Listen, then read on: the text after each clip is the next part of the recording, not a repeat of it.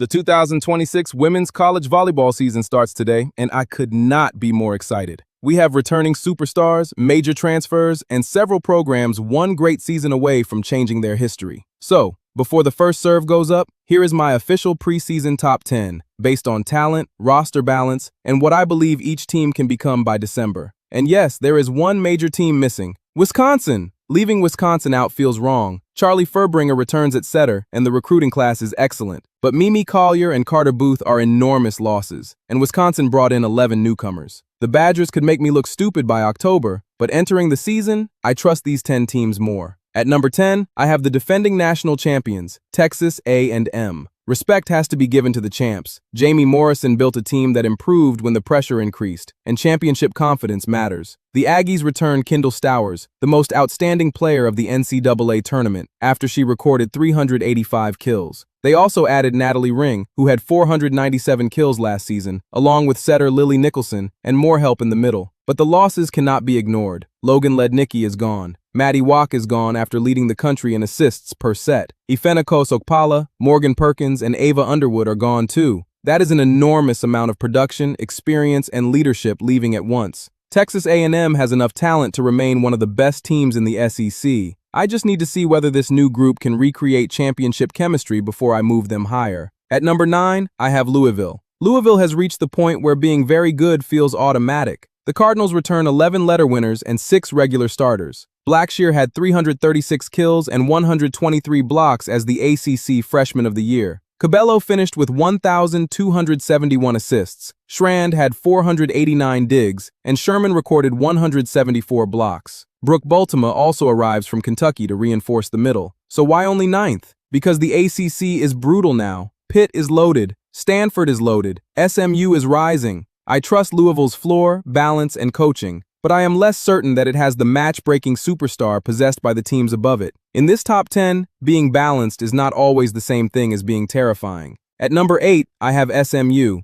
People need to stop treating SMU like a cute story. This team won 27 matches, reached its first Sweet 16, beat Louisville and Stanford, and swept the Texas A&M team that eventually won the national championship. That is not potential, that is evidence. Favor Anyanwu returns after recording 178 blocks, 5th most in the country. Now SMU adds Suli Davis, a second-team All-American and the Big 12 Freshman of the Year at BYU. She also has Team USA experience with Anyanwu, which should help their chemistry. There is some projection here. SMU will have new primary options at outside, opposite, setter, and libero. But the ceiling is real. If the passing holds, this team can beat a national title contender in December. We know that because it spent last season beating them before December. At number 7, I have Purdue. Purdue might be the safest team in this part of the ranking. The Boilermakers went 27-7, reached a regional final, and returned 5 starters and 3 All-Americans from a team that led Division I in total kills and assists. Kenna Wallard had 577 kills.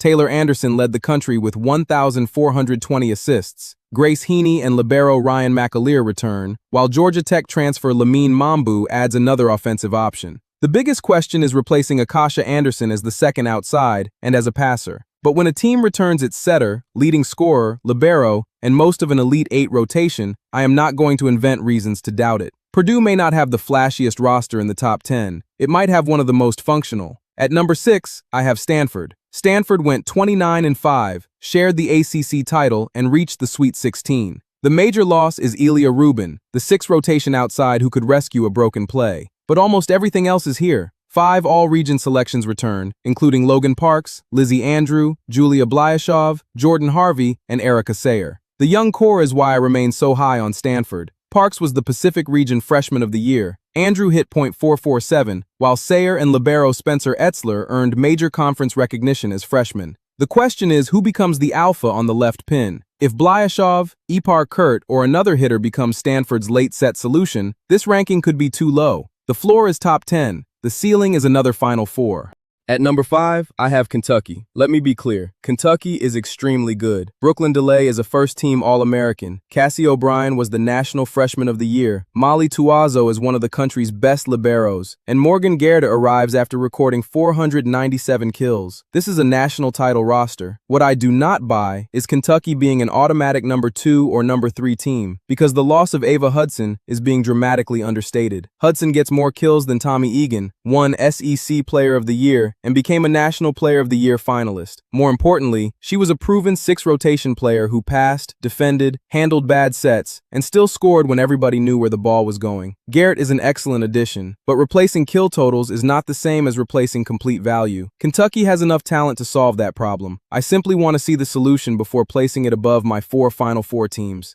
At number 4, I have Penn State. Yes, Penn State. I know this is controversial. They went 19-13 and lost in the second round. Putting them here requires projection, and I am making that projection anyway. Winning the national championship in 2024 did not guarantee Penn State a great 2025 season. In the same way, one disappointing season does not guarantee another. Last year became unstable early. The setter situation changed unexpectedly. The passing was inconsistent, and the offense became far too dependent on Kennedy Martin. Martin was still dominant. She had 634 kills, hit .319, and became a first-team All-American, while every opponent knew she was getting the ball. Now she reunites with Alexis Stuckey, a former All-American setter who played with Martin at Florida. Their chemistry is proven. The Nittany Lions also added Pitt middle Ryla Jones and another physical pin in Whitney Lawnstein. There are concerns, especially at libero and in serve-receive, but there is too much talent for me to believe 2025 repeats itself. If Penn State passes at even an adequate level, Stuckey can diversify the offense and Martin will not have to rescue every rally. This is my biggest gamble. It is also the one I feel best about making. At number 3, I have Texas. I think Texas reclaims its place as the best team in the SEC. The Longhorns went 26-4 and reached a regional final. Torrey Stafford had 516 kills and hit .360. Carrie Spears recorded 358 kills as a freshman. Abby Vanderwall is another year older, and Ella Swindle returns to run the offense. Texas can attack with size and physicality from multiple positions. You cannot design everything around stopping Stafford, because the second option might score 22. Replacing libero Emma Halter and middle Aiden Ames creates questions in serve-receive and at the net. But I trust Texas's returning scorers more than any other offense in the SEC. Kentucky might be more balanced. Texas A&M owns the trophy, but Texas has the pin talent that can end a match before balance becomes relevant.